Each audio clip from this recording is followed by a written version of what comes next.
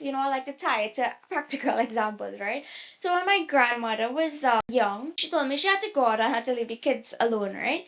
So she would visualize like it had a man and a horse. So this is like again the D as like long ago the Spaniards used to sacrifice humans and they used to be on horses to protect the jewelry that they bury or whatnot, right? Sorry, the Spaniards used to sacrifice humans and they used to be on horses.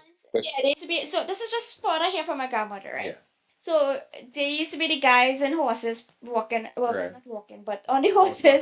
Yeah. Yeah, and they would sacrifice lives to protect the energy, I guess, to protect whatever. So if somebody tried to go and get it, the spirit would run them away or whatever, right?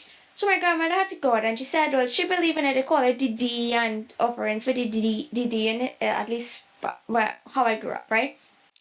So she would visualize this man and the horse all the time and God in the area, right? She continued visualizing it every day. So this is where the manifestation things come to play. And someone came, a visitor came, I think it was some family. And it was like, we couldn't go inside because the man and the horse run us, right? Right. So then I was like, wait, had no man in the horse? And she's like, right, so what I'm trying to tell is I visualize every day and pour energy into this man and the horse, that it wasn't physically there, but the amount of energy concentrated into it that they came and they say they see the man and the horse, right?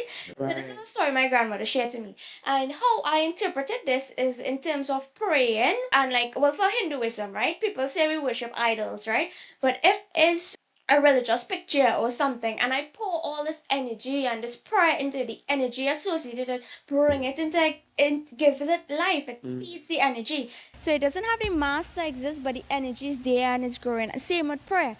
Like I believe from a scientific standpoint, prayer could work as affirmations. When you It's the start same. saying things about yourself, you start believing it, right? So I think this is where, in terms of prayer, and if I believe it works, it's like if I have two choices. It's either it have a God or it don't have a God, right?